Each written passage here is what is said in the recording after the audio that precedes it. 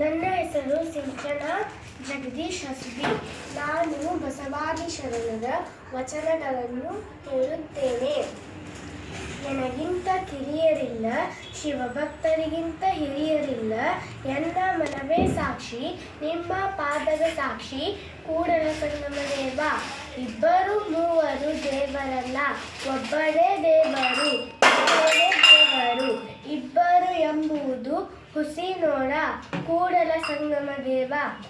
ಮಡಕೆ ದೈವ ಮರದೈವ, ಬೀದಿಯ ಕಲ್ಲು ದೈವ, ಬಿಲ್ಲನಾರಿ ದೈವ ಕಾಣಿರೋ, ಕೊಳಗ ದೈವ ಗಿನ್ನಿಲು ದೈವ ಕಾಣಿರೋ. ದೈವ ದೈವ ಎಂದು ಕಾಲಿಡಲು ಇಂಬಿಲ್ಲ, ದೇವರೊಬ್ಬನೇ ಕೂಡಲ ಸಂಗಮ ದೇವ. ಎತ್ತನ ಮಾಮರ ಎತ್ತನ ಕೋಯಿಲೆ, ಎತ್ತನಿಂದೆತ್ತ ಸಂಬಂಧವಯ್ಯ. ಬೆಟ್ಟದ ನೆಲ್ಲಿಕಾಯಿ ಸಮುದ್ರದ ಉಪ್ಪು, ಎತ್ತನಿಂದೆತ್ತ ಸಂಬಂಧವಯ್ಯ. ಗುಹೇಶ್ವರ ಲಿಂಗಕ್ಕೂ ಎನಗೇನು, ಎತ್ತನಿಂದೆತ್ತ ಸಂಬಂಧವಯ್ಯ.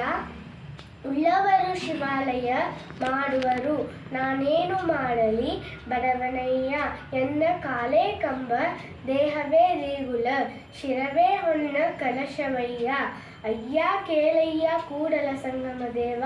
ಸ್ಥಾವರ ಕಲಿವುಂಟು, ಜಂಗಮ ಕಲಿವಿಲ್ಲ. ತನುಮನಧನವೆಂಬ ಕನ್ನಡಿ ನೋಡಯ್ಯ. ನಿನ್ನದೂ ಅಲ್ಲ ನನ್ನದೂ ಅಲ್ಲ, ಬರೀ ಭ್ರಮೆಯ ಮಾತು ನೋಡಯ್ಯ ತಂದೆ.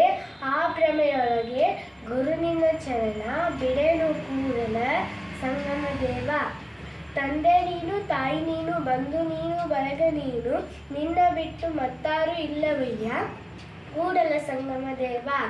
ಇವನಾರವ ಇವನಾರವ ಇವನಾರವನೆಂದರಸಯ್ಯ, ಇವನಮ್ಮವ ಇವನಮ್ಮವ ಇವನಮ್ಮವನೆಂದರಸಯ್ಯ ಕೂಡಲ ಸಂಗಮ ದೇವ. ನಿಮ್ಮ ಮನೆಯ ಮಗನೆಂದರಿಸಯ್ಯ. ದಯವಿಲ್ಲದ ಧರ್ಮ ಯಾವುದಯ್ಯ, ದಯವೇ ಬೇಕು ಸಕಲ ಪ್ರಾಣಿಗಳಿಗೆಲ್ಲ, ದಯವೇ ಧರ್ಮದ ಮೂಲವಯ್ಯ.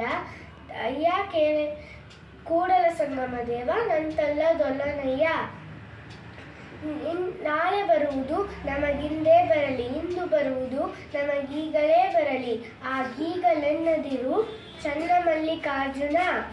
ನುಡಿದರೆ ಮುತ್ತಿನ ಹಾರದಂತಿರಬೇಕು, ನುಡಿದರೆ ಮಾಣಿಕ್ಯದ ದೀಪ್ತಿಯಂತಿರಬೇಕು, ನುಡಿದರೆ ಸ್ಫಟಿಕದ ಸಲಾಕೆಯಂತಿರಬೇಕು, ನುಡಿದರೆ ಲಿಂಗವಚ್ಚಿ ಅಹುದಹುದೆನಬೇಕು. ನುಡಿಯೊಳಗಾಗಿ ನಡೆಯದಿದ್ದರೆ ಕೂಡಲ ಸಂಗಮ ದೇವ ಬಂತೊಲಿವನಯ್ಯ. ಕಲಬೇಡ ಕೊಲಬೇಡ, ಹುಸಿನೊಲಿಯಲೂ ಬೇಡ, ಉಣಿಯಬೇಡ, ಅನ್ಯರಿಗೆ ಅಸಹ್ಯ ಪಡಬೇಡ, ಇದಿರು ಅಳಿಯಲೂ ಬೇಡ. ಇದೇ ಅಂತರಂಗ ಶುದ್ಧಿ, ಇದೇ ಬಹಿರಂಗ ಶುದ್ಧಿ, ಇದೇ ನಮ್ಮ ಕೂಡಲ ಸಂಗಮ ದೇವನೊಲಿಸುವ ಪರಿ. ನೀನೊಲಿದರೆ ಕೊರಳು ಕೊನರುವುದಯ್ಯ, ನೀನೊಲಿದರೆ ಬರಡು ಹಯನುವುದಯ್ಯ.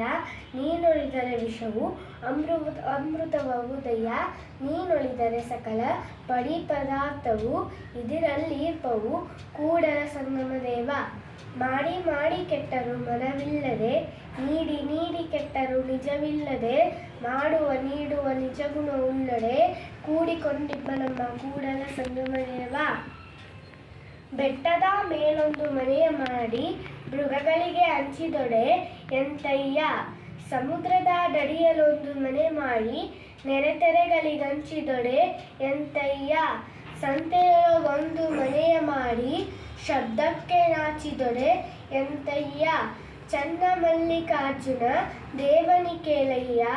ಲೋಕದಲ್ಲಿ ಹುಟ್ಟಿದ್ದ ಬಳಿಕ ಸ್ತುತಿನಿಂದೆಗಳು ಬಂದರೆ, ಮನದಲ್ಲಿ ಕೋಪವ ತಾಳದೆ ಸಮಾಧಾನಿಯಾಗಿರಬೇಕು. ಧನ್ಯವಾದಗಳು.